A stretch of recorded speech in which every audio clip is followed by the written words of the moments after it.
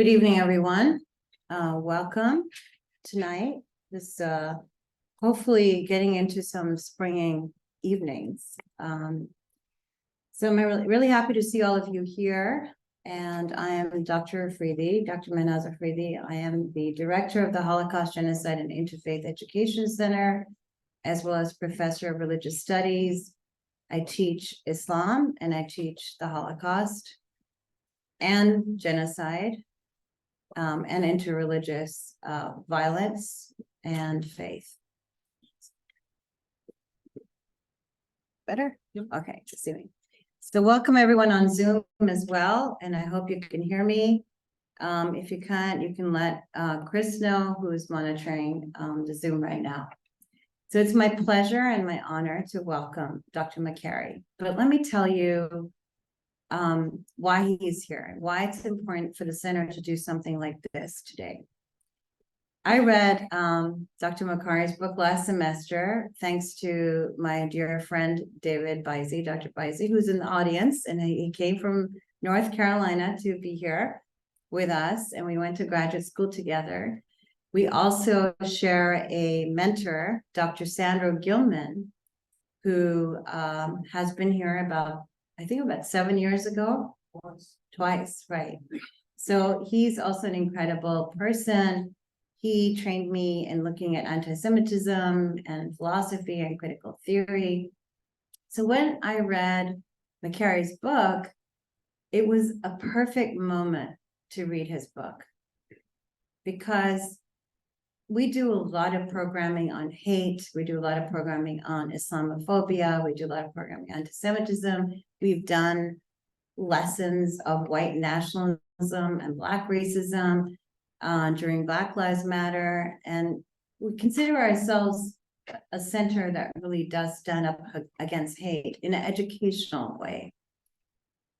And it was just a perfect moment to be reading this book at this time, when we had the uptick of anti-Semitism, we had the uptick of Black racism. And since I go to Europe twice a year, to Western Europe, because I work for the US State Department, I'm a member of the IRA, which is International Holocaust Remembrance Alliance. I experienced recently, sitting in Zagreb, Croatia, the uptick of not only anti-Semitism that they were discussing, but Islamophobia. So I felt that this book brings out not only about there is hate, but how do we perhaps think about this in a study, a longitudinal study, through philosophy, through psychiatry, through the great mind of Sigmund Freud, through Adorno, through all of the philosophers that have actually been talking and needling through this problem throughout their various disciplines, throughout the time. So I really, really encourage you to listen and listen carefully, to look at the dynamic and the psychological dynamic of who we call other, what is strange, what is fearful, and what in fact is xenophobia. So without further ado, I want to introduce Dr. Makari, who is the director of the DeWitt Wallace Institute of Psychiatry. And you told me earlier, it's a think tank, history, policy, and the arts, and professor of psychiatry as well at Cornell Medical College. He is guest professor at Rockefeller University and the Columbia University Center for Psychoanalytical Training and Research. So his book, which is there for you if you want his signature to go and meet him, Fear and Strangers, A History of Xenophobia, won the Ainsfield Wolf Book Award and the Elizabeth Youth Cruel Prejudice Award. He's also the author of Soul Machine, The Invention of the Modern Mind. I haven't read that yet. I'd like to. A 2015 Guardian Best Book of the Year. His essays have appeared in the New Yorker, New York Times, Los Angeles Review of Books, and the Boston Globe. He's a graduate of Brown University, Cornell University, Medical College, and the Columbia Psychoanalytic Center. Welcome, George. We're so happy to have you here tonight.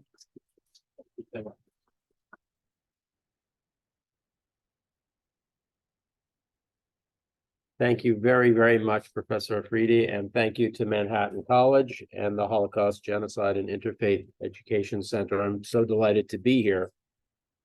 Let's see if I can get organized. A quick preface. I've given a lot of talks on this book since it came out a couple of years ago, and sometimes I get questions from activists who say, why are we bothering doing all this intellectual stuff?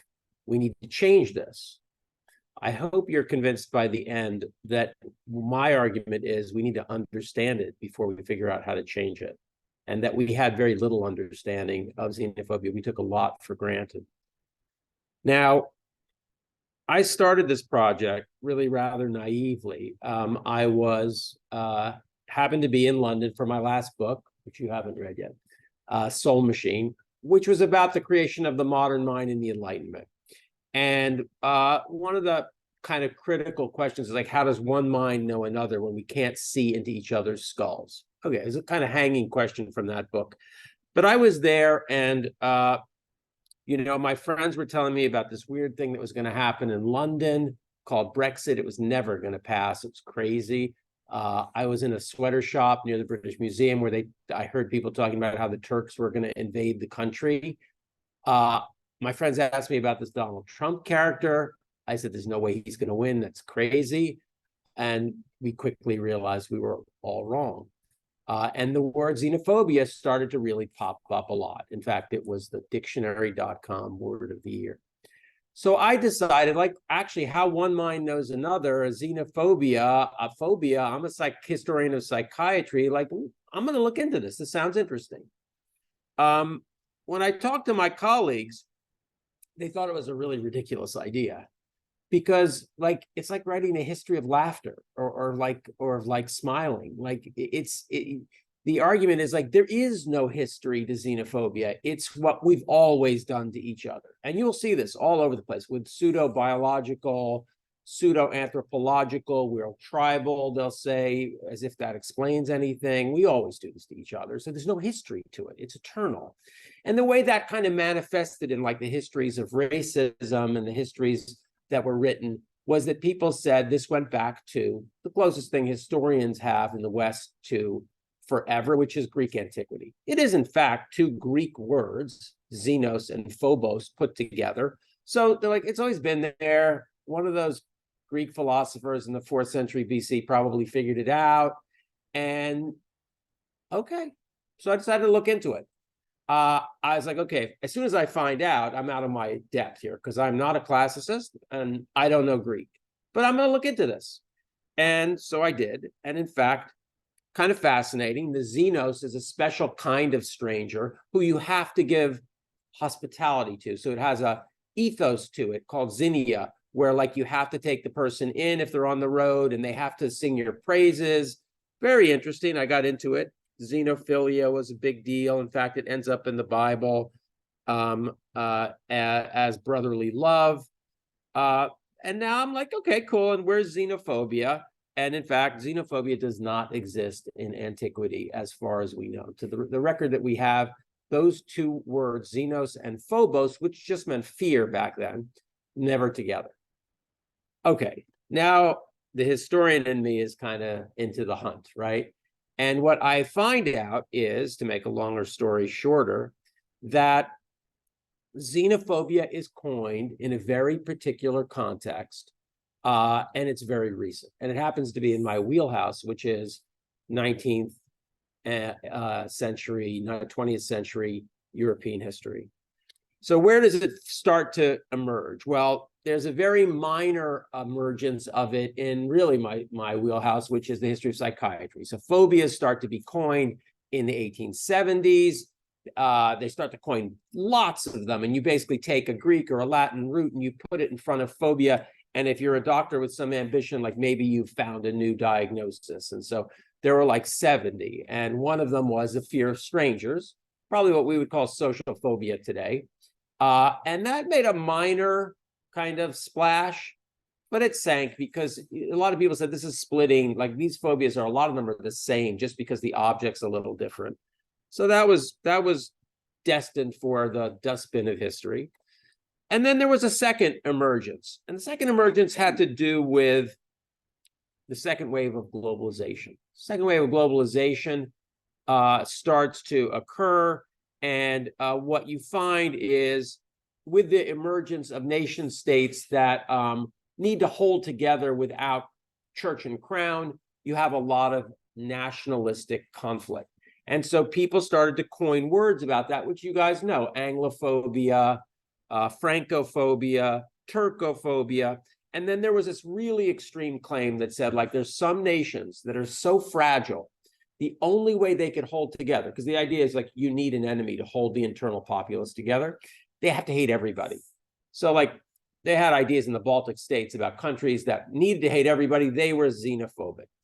Like no one's really gonna try to like put their neck on the line for that argument. It's too weak. Like who hates everybody? So that's also destined for the dustbin of history. The term is really starting to die. And then it goes viral. And it goes viral in a very specific context. It has to do with the wave of globalization that we call colonialism. So in 1900, in all the French newspapers, starting in July 17th, actually, word goes out that there is a revolt in China called the Boxer Uprising. Boxer Uprising, the empire of China is collapsing. As you see in that cartoon, all of the imperial powers are trying to take a chunk of it. And there is like a peasant revolt that involves magical charms, involves a good deal of kind of martial arts, and is therefore called the Boxer Revolution, Boxer Rebellion.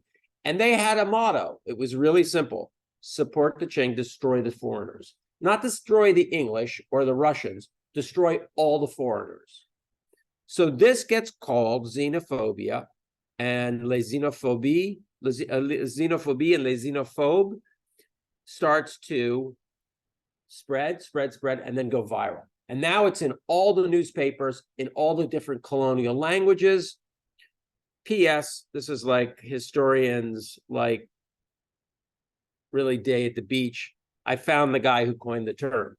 That was kind of amazing. But the power of search engines these days, I could search all the newspapers, and I found a letter from a braggart named Jean-Martin de Saint-Tour, 1915. I would have never found it.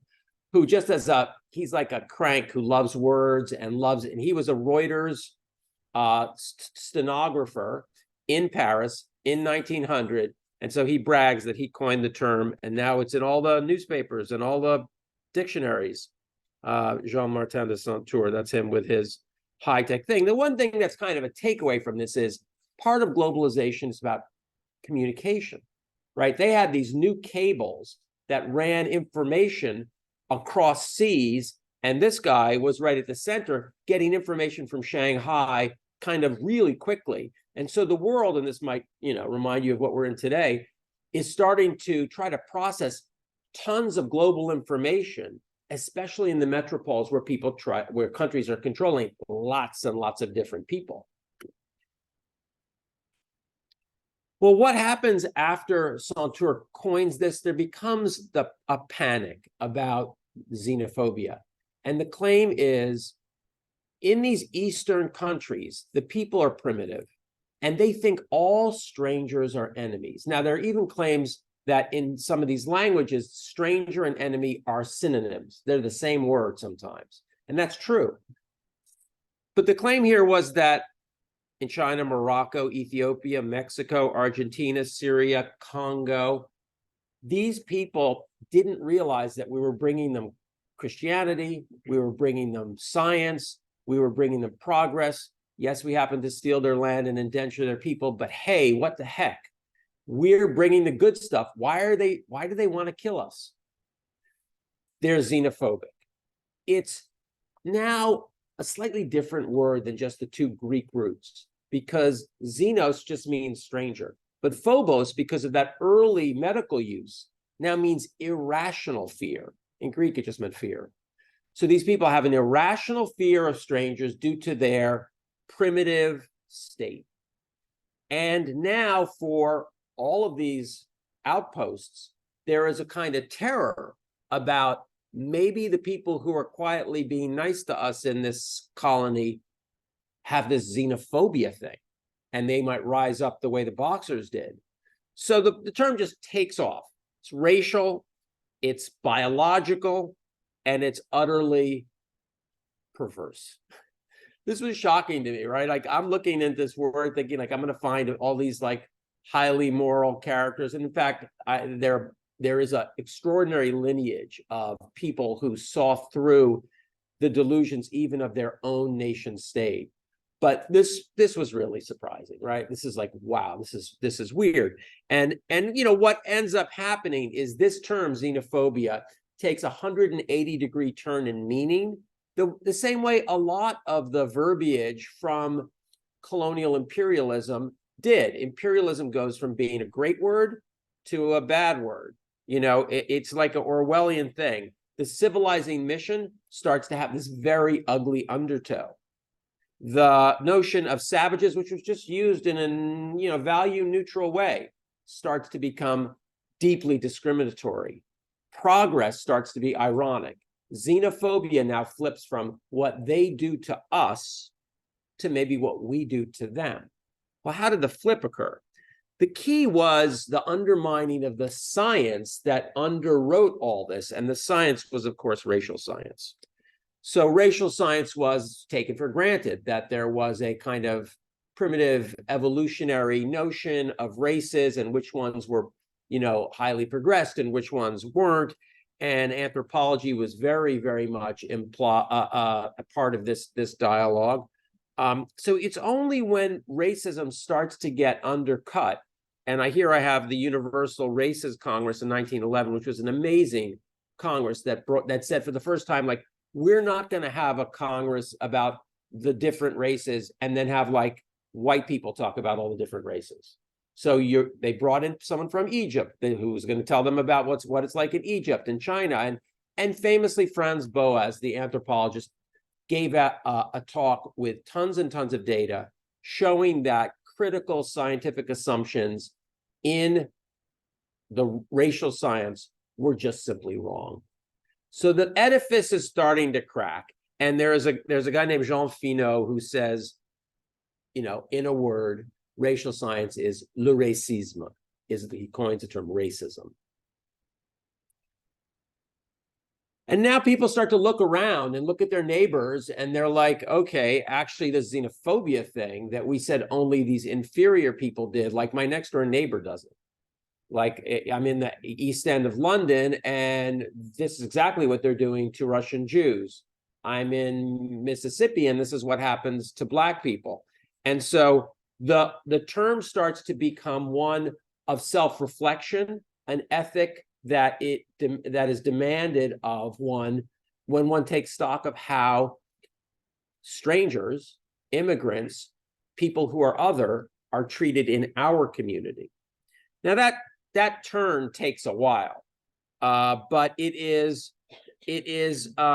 championed by a whole bunch of folks who especially are committed to two political doctrines that give them kind of clarity about this. And one is liberalism, with its clear, important notion of toleration. And the other is socialism, with the notion of universal brotherhood. People who are liberals and socialists start to be the ones who push the idea that we have to cure ourselves of xenophobia at home. And the problem of colonialism, this is just a really haunting quote about, that what Hannah Arendt and Simone Weil saw, which is like, okay, why do we have so much xenophobia at home? You send liberal, democratic 23-year-olds to occupy a country, and you bring them back 15 years later. Don't expect them to be liberal and tolerant. They've imbibed the notion of authoritarian rule. They've imbibed the notion of power that they bring home with them and start to corrupt our society. So as liberal toleration becomes championed and socialist brotherhood becomes championed, there's a whole bunch of folks here who need to be remembered because they were very brave and they stuck their necks out. Josiah Royce said in 1909, we talk about the Black Menace, we talk about the Yellow Menace. What about the White Menace? Mark Twain, there was, kind of anti-colonial league, especially focused on the catastrophe of Congo, which you probably know about, where an African genocide occurred. There was Du Bois and Adler and a whole bunch of folks in the States, as well as the New Liberals, Joseph Conrad, whose Heart of Darkness made a big impact on folks, Zola and the attack on anti-Semitism in France. So there's starting to be a growing consensus on the left that this notion that the stranger equals the enemy in a globalizing world is a prescription for continual war abroad and at home, and that toleration and cooperation require a kind of rethinking. Now, not everybody agreed with this. And here is the most important theoretician who did not agree with this. His name is Carl Schmitt. And Carl Schmitt said, this is nonsense, this xenophobia. Politics is precisely about, it's not irrational to hate the stranger. It's normal. That's what politics is. So the whole notion that xenophobia is irrational or bad is wrong. It's justified. And that hating the stranger is his concept of what constitutes the political. He becomes a leading Nazi theoretician and is, part of the intellectual kind of community that justifies Hitler taking full power, et cetera, et cetera. And then we know how that went, right? That the xenophobia after 1945 with the Holocaust is now, joined with a number of other terms, anti-Semitism, racism, and the worst of all, genocide. And so xenophobia is now kind of accepted as a term for ethical self-reflection rather than accusation. But the question, of course, after this was, now the term now has locked in, right? Now the meaning of the term is clear. The concept, what is it? How do you get to be xenophobic? Totally unclear. And that's really what the next section of my book is about. How people started to go, we got to figure out why people do this to each other, because obviously it just led to 6 million deaths.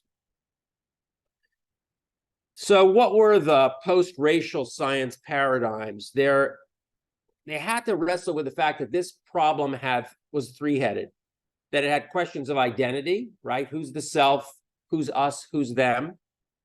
Affect regulation, because it had irrational fear and hatred. And finally, everyone said something about groups that has to do with this, like groups go crazy in this way. And the different paradigms of psychology and anthropology jumped in. The first is behaviorist. I'll do these very quickly, then we can just talk about it.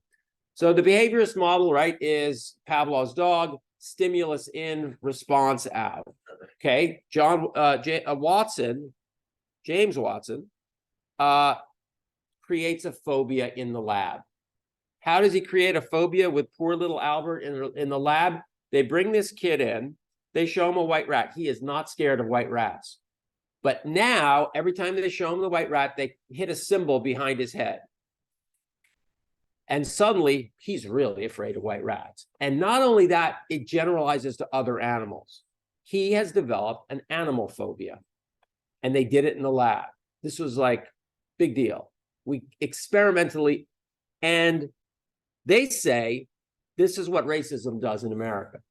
This is how social forces create phobias. And I argue that Richard Wright's great book, Native Son, is very much predicated on behaviorist models, where society creates intense fear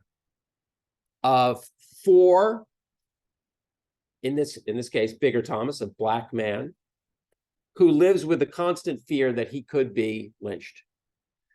Now, the other thing is that one of their colleagues did the exact opposite, and that worked too. So they took a little kid who they had created a phobia in, and they Now, after the phobia, they brought the rat in with like little, I don't know, Kit Kat bars, Milky Ways, like little treats, and nothing, no symbol, no symbol, no symbol. Eventually, habituation occurs.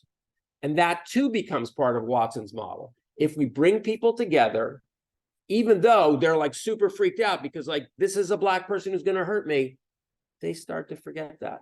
They start to habituate. Phobia and its cure through the behaviorist model. Now, the problem was that this model assumed that there was a clanging cymbal somewhere behind your head. And this guy, Emery Bagardis, he did this like massive study. And what he found was that people were bigoted against communities, nations. They had never met anyone there from that country before. Like Turks were like number one. And you'd interview these people. Why do you hate Turks? Have you ever met a Turk? Has a Turk? They had some stories of like, I hate the Chinese. Why do you hate the Chinese? Well, there was a Chinese man who chased me through the woods. I was really scared he was going to kill me when I was a little kid. And so I've always hated the Chinese ever since. Okay, that's the behaviorist model. Very few of those. A lot of them are like, I just don't like the Chinese. Really hate them. So what was that about?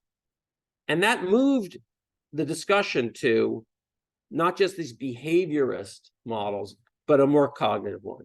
And there came the notion of the stereotype. Stereotype, I was surprised to learn, you're probably going to be surprised to learn too, was coined by a political journalist. Political journalist Walter Lippmann, who goes and sees how propaganda really ramps up war. He's in the World War I effort, and he sees how this anti-German cartoon stuff is like really effective. And it's scary to him because he knows that there are new technologies coming. This should resonate with all of us right now that have the power to really, really instill hate. And that was, of course, the movies. So the movies are coming and he sees this and he knows this. And so he takes this term from the printing press, where a stereotype is just a repetitive print. And he says, we have these kind of cognitions that if we hear again and again, we just take them for granted and print them out on the world. And so one of the great examples was D.W. Griffith's movie, The Birth of a Nation, with stereotypes of Black men and women in it. And the model was, you could be just like a regular person somewhere. You went in to see this movie, thought it was a great movie. You went out, and that was now a stereotype that you develop. Cognitive, no fear, no symbol, just walking around with a cognitive view that that's my category for Black people. These were two environmental models, passive models. It's like you walk through the earth and this happens to you. But in Europe, they're thinking like there might be a more motivated kind of hatred, a more motivated kind of xenophobia. And for that, we have to look to Sigmund Freud and the notion of projection. Now, you guys have probably heard a lot about projection. It's all over the press. And you know, because it's so rampant in political discourse, we've all had to try to figure out what it is. There's really an old meaning, which goes back to antiquity, which is a projection of sameness. It's like, I assume that you're like me. So when I have a reaction, I'm going to assume that you have the same reaction. I have the same mind. You have the same mind. That's not what this is. It's exactly the opposite almost. Freudian projection is the projection of everything I repudiate inside myself, everything that's intolerable to me. That I put on you, and boy, do I feel better. I feel so much better. I'm good. You suck. I'm good. And that becomes a defense in the Freudian model that is deviously difficult to change because it is so effective. People feel so much better. They're not freaked out. They're not anxious. It's just that they have to, that there's that person out there.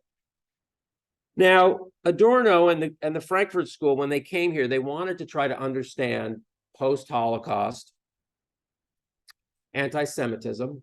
And then they broadened it out because they realized, you know, a lot of the people who are anti-Semitic are also racist, are also anti-Turk. So like we gotta open this up because it's not coherent. It's not like the research category of anti-Semitism actually is for a group, but a lot of the haters hate a lot of groups. So what is that about? And to be very brief, we can talk about it. They decided to unify their argument under the authoritarian personality. And their idea was children who are crushed by authoritarian parents learn to stabilize themselves by identifying with and worshiping authoritarian leaders. And then they fall into hate. I love that expression. The way you fall into love, they fall into hate for their scapegoat, their object of hatred, who is the repository of all of their own humiliated feelings. And that locks in. It's a powerful model. Finally, in France, another model emerges, which also has to do with a more active process. It's not just environmental and passive. It has to do with a struggle for recognition that comes from Hegel. Who is the master? Who is the slave? Who is the subject? Who is the object? And that, of course, is the notion of the other.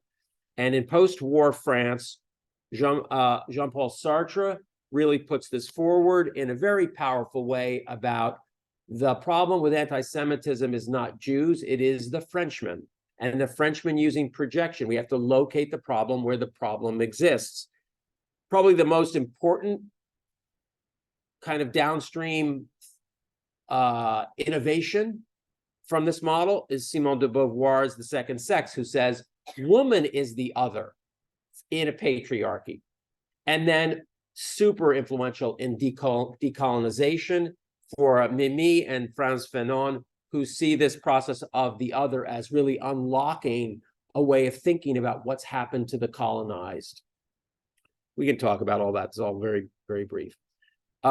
Foucault is the last part of my argument about different ways of understanding it, because Foucault is about structures of othering, the way that this can become part of institutions and not individuals doing things, but institutions and the rules they force you to follow. We can all talk about that too. All right, let me wrap up. As a term, xenophobia was first used in the late 19th century as a medical term and a critique of ultranationalism. It was disappearing when it found a new context and went viral. The context was Western colonialism. After 1900, it first supported via racist anthropology the colonialist belief that the Eastern people they were dominating were intrinsically and irrationally rejecting of strangers. Gradually, that definition was turned around onto the imperialists, both abroad and then their countrymen in the metropoles. Now it was centrally focused on intolerance and bigotry towards minorities and the immigrant stranger. It was the failure of the liberal ethic of toleration or social brotherhood, not the rational result of economic competition or cultural invasion. So what? Well, so what I argue is we have a lot of names for discrimination that hurts individual groups, and we name the discrimination by the group that is being victimized. So we have racism, anti-Semitism, Islamophobia, misogyny, etc. And I argue in this book that's all very, very important. We need to name who needs to be protected. But it's actually also true that some of the people who discriminate against one of those discriminate against many. And shouldn't we name something about the discriminator? What's the common element that allows us to understand what's happening here? I argue it's xenophobia. Xenophobia is the only term amongst these that names what's going on with the victimizer, not the victimized. Okay, so how do we put together all these different models? This behaviorist, cognitive, psychoanalytic, phenomenological. Well, I tried, and it's in the paperback back there. It's not in the hardcover. I mean, this is all in the hardcover, but I put this in the paperback because people said, we weren't sure exactly what you thought we should do about this. I was like, okay, but it was in the book. But okay, here's a table at the end of the book. This is what we should do about it. So let's take a look at this table, and then I'll take questions. I said that we should distinguish three different kinds of fears. Other anxiety, I argue, is absolutely normal. It's human. I meet someone, they look different from me, they speak a different language than I do. I have a little nervousness. That's the nervousness of not knowing another mind. And we know what to do about that. I call it ontological because it's just part of the human condition. Dialogue, mutual recognition. Humans get over it all the time. That's how they build huge cities filled with lots of different kinds of people. Okay, let's up the ante a little bit. What about trauma and misassociation, which is the behaviorist model with the symbol and stuff like that? Okay, we have the answer to that too. And what the political program of integration is precisely the answer. If you expose people to this other group, they will habituate. Put them in the same schoolroom, on the same teams. They'll start to date each other. It will break down if it's at that level. But there are other levels that are worse, right? What about negative stereotypes and Daniel Kahneman's System 1 thought, which is kind of almost an automatic thought? Okay, well, that's where we come in with unconscious bias training. That's where education, if you can learn it, you should be able to unlearn it. So a cognitive model suggests unlearning. Now, what about the people who don't want to go to your DEI and they don't want to go to your unconscious bias training, and they're probably not sitting in this room right now? They want to hate. They have a motivation to have a person below them, person who is the repository of their shame, of their guilt. They're motivated. That's a tough problem. And honestly, I don't think that I had the greatest answer for those, except to say, we need to distinguish different kinds of folks. People who have cognitive stereotypes in the United States about, for instance, Black people, those are called Americans. If you live in this country, it's impossible to not imbibe some of the Black, white, Manichaean stuff. So I think we need to be generous about that with each other, and open to learning and open to understanding that comes with 400 years of slavery and 400 years of ideology about who's better than whom. But what do you do with the people who don't want to learn, who don't want to change? And, in psychoanalysis, if you try to treat someone like that, it's hard, just one person. But what you do is you have to start to interpret the projection and start to understand, empathize with, and change the underlying condition of shame and guilt. And, in that way, I would say, the deaths of despair in middle white America are, things we've just ignored for a really long time. And so, there are people who are hurting out there who express it in a really repugnant way. But you have to somehow get to that, and it's not easy. Groups driven by defeat, historical traumas, and shame. I didn't talk about that today, but in the book I talk about, this notion that you memorialize the time they slaughtered us in 1848 and keep stoking the nationalist vibe. Big problem that the people have done a lot of work on, how to have truth and reconciliation. In South Africa, they did that, etc. And finally, there's the structural xenophobia, which I call covert xenophobia, that Foucault talks about, where, legalized programs, institutions that basically enforce exclusion and degradation of the other. And for that, you need critical analysis and activism. You have to raise a little bit of a ruckus, because that's kind of the way things went. So people aren't going to be that eager to change. But I would argue you can make a ruckus and enlighten at the same time, because often people who are doing this can be persuaded that it's not the right thing to do. Okay, with that, I thank you very, very much, and I'll take questions.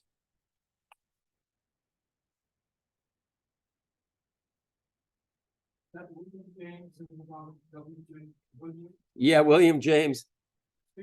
Yeah, sure. William James, in the very last talk he ever gave, tried to wrestle with the problem of war. World War I was coming, and why humans had wars, and could a war stop? And he said, the only way to stop wars is for us all to have a common enemy. that we sublimate, our our more tribal kind of warfares within. And, one could hope that climate change would be one like that. With COVID, it didn't work. So there's that. Plagues never unite people. They always actually lead to social fragmentation. So, I put it up there, but I wasn't very, impressed by the answer. Yeah. Okay, let's give students an opportunity to please want to ask a question. Yes, go ahead. How you doing, sir? My name is Conrad. I have a brief question for you. Based on your research, what are some of the insights you found in terms of how xenophobia originates from all different cultures? Oh. Africa or Asia? Yeah, that's a great question. So this was a study of the West. They're the people who coined the term. I am not an expert on the world, but it's a super good question. Because we can see, I did a history of the term because I was interested, like, when did it become so pressing that someone named it, and then the concept. But there's another thing you can do, which is just kind of like behavioral explanation, like behavioral description. Some people call it behavioral anthropology, where you go like, what you're talking about, Makari, here it is without the name in, like right now, South Africa. And what's going on there, and how do they understand it?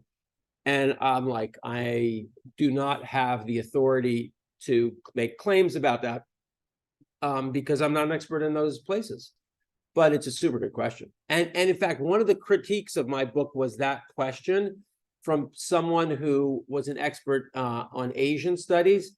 And he's like, but we need to create like xenophobia studies so that people can go out and do what Makari didn't do. And I'm like, yes, my man, yes. Because like, I don't know those languages. I know like 3 or 4 languages. It's as good as I can do. Like, but you need to work in the primary language. You need to know the place and the culture. You need to have that kind of seriousness as a scholar.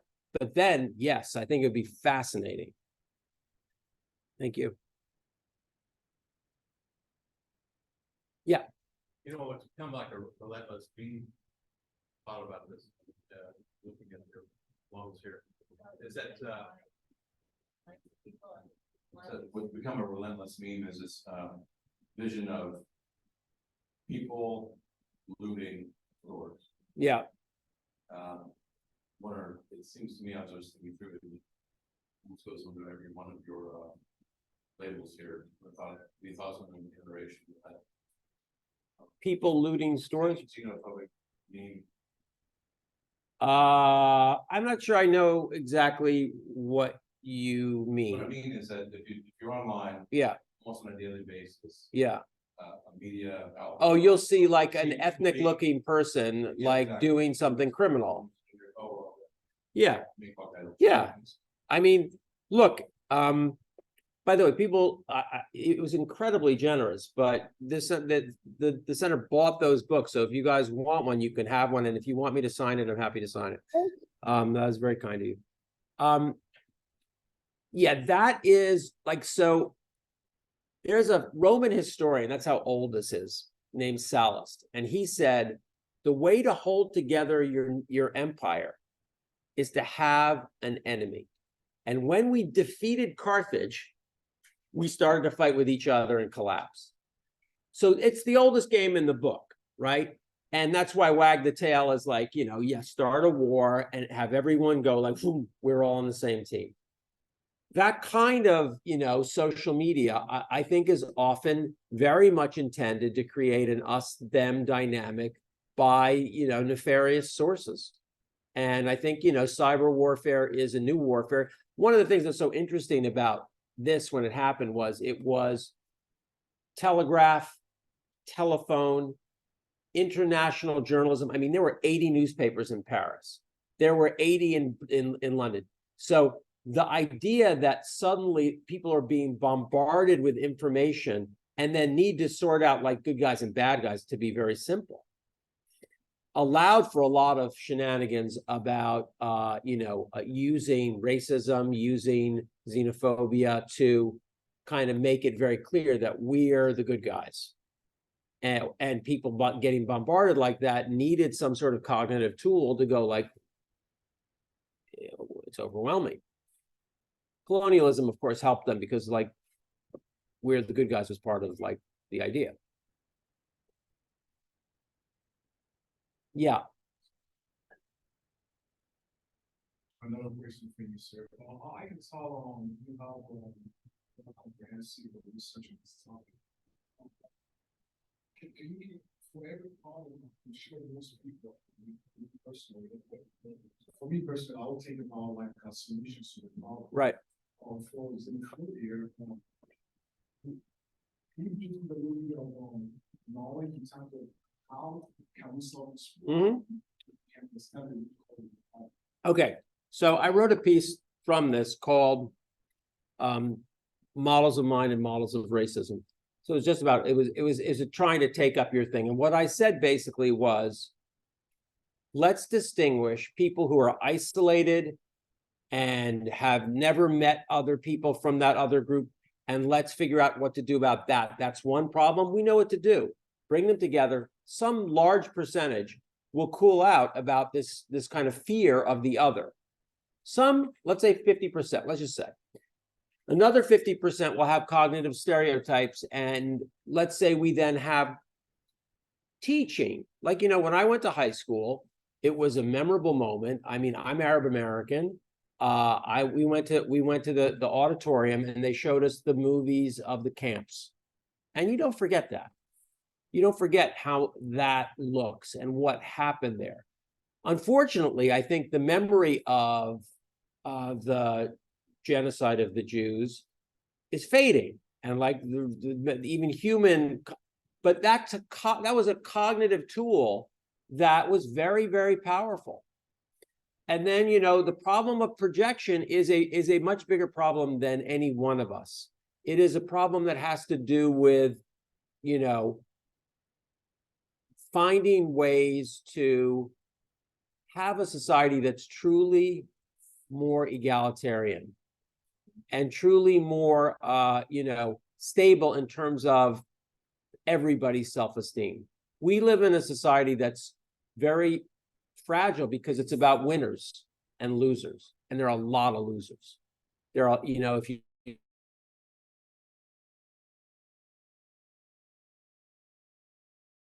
situation, I think it's a fundamental problem in American society right now, and I think it's not just American society, but neoliberalism has been deeply destructive to the self-esteem of lots of people and lots of communities who haven't been winning in this global, race. They're not Elon Musk, So I think that's a bigger problem. That's a political problem for us, that, vote for the people who you think can do better on that. And that's maybe the best we can do. Question. You want my class?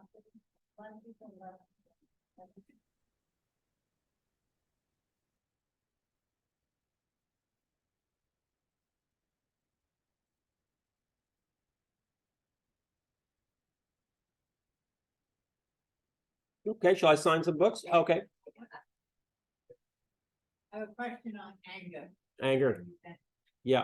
It seems like we've been here before.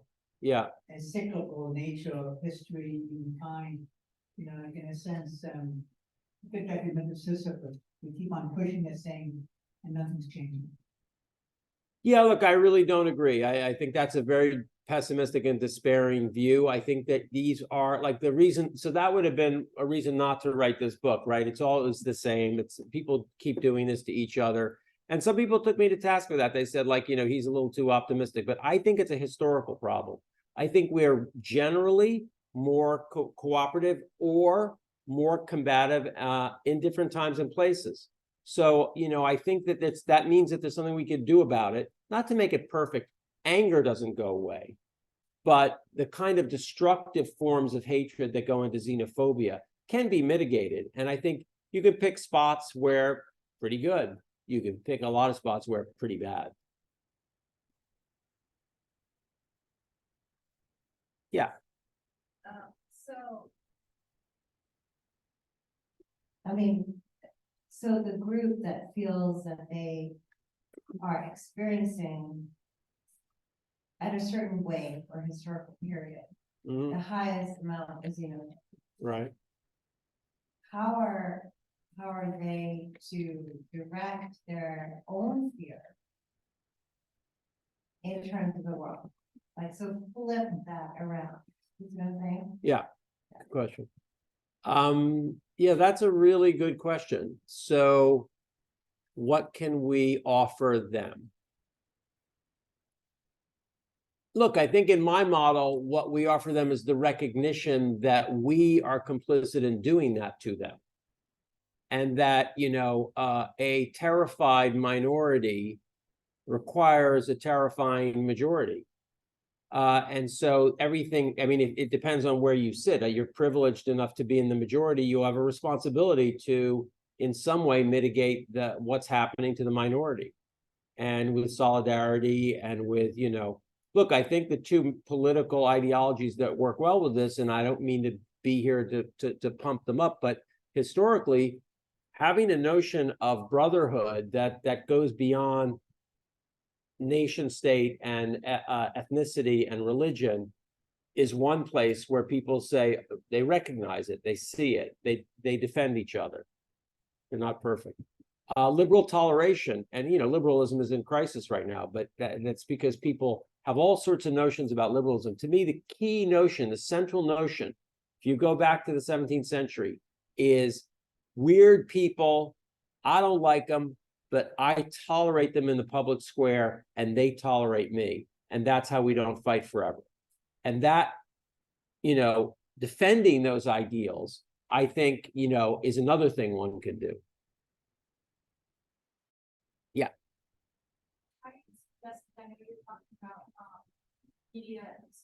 Right. Right.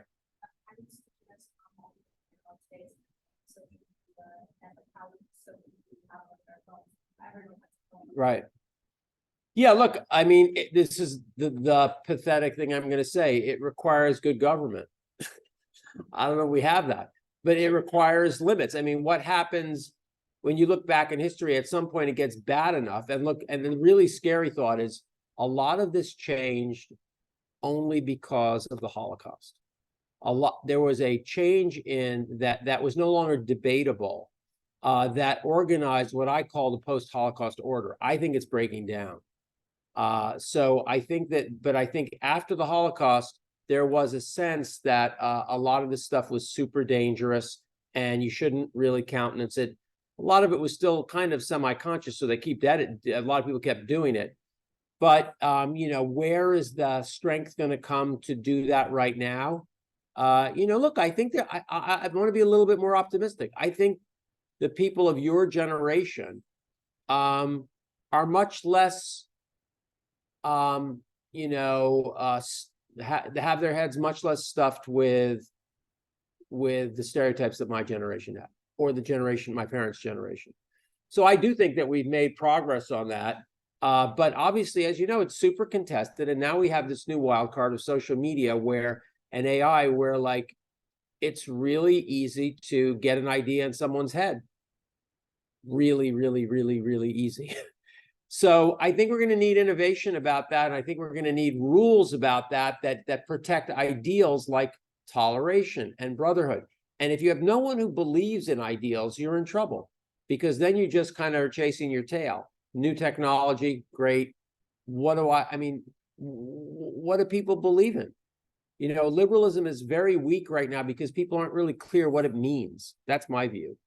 They think it means a lot of things. It doesn't mean, the same thing to everybody. To me, toleration is a central part of the political ideology of liberalism. But, you see people who are supposedly liberal doing all sorts of things that don't have to do with toleration. So, the left has been accused of that. The right is very complicit in that, and how do we, modulate and keep everyone safe at the same time? Obviously, that's a huge explosive issue right now. But yeah, I don't know. I think that it's gotten out of hand. I think that it's very, very powerful. It's created revolutions, you know, fake revolutions, I mean, that's a big deal. People have died. So I can only say that I hope that being alert to the problem, the profit motive by itself is not going to get us there. We need people who are not motivated by how much their app is going to make, who say, this is what you can do and this is what you can't do. Like, AI has to be restricted. We have to know what's a fake image. Okay, we have 5 more minutes, enough time for question. Why don't you take the mic? It's coming his way. Yes, early on you mentioned the Enlightenment, Yeah, which you favor. yeah. Well, I do too. I speak in the Enlightenment. Okay. It makes a compelling case for, in the marvelous German term, Selbstbürgertum.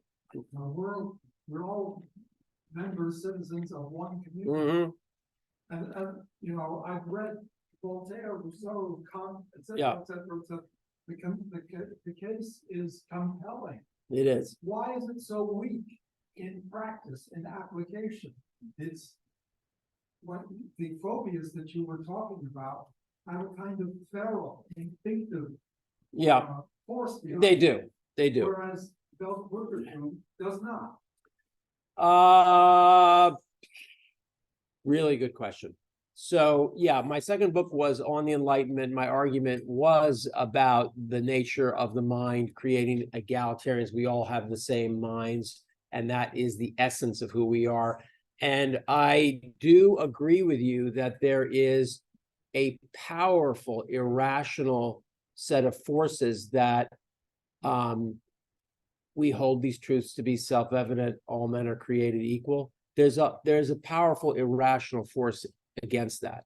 And the more unequal a society is economically, culturally, the more I think it's hard to defend that ideal. I think I agree with you. I only want to say you're right. It's a problem. And that's why the counter-enlightenment said basically passion, affect, like with homeland, like that's really what's important. And that, so that right then and there in like 1800, you have the debate articulated. You use liberalism, neoliberalism. Neoliberalism is anti-liberalism. Neoliberal, I agree with you. I think it's libertarianism and it's economic libertarianism, and I don't think it had real liberal, but it's confusing if they use the same term. I agree.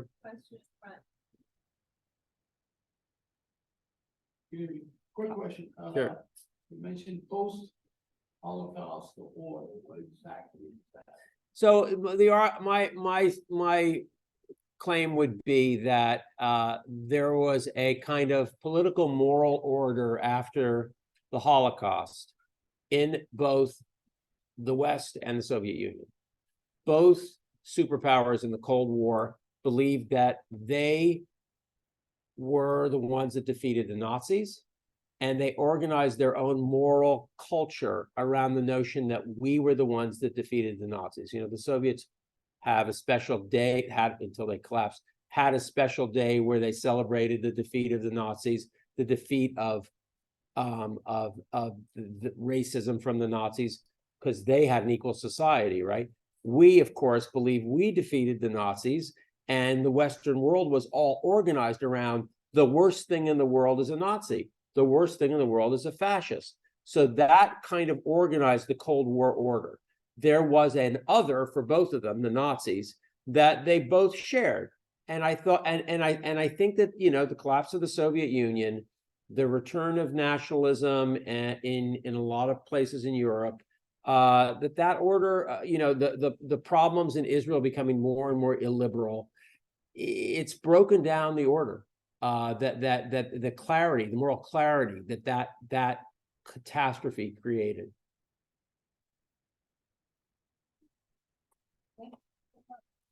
Thank you.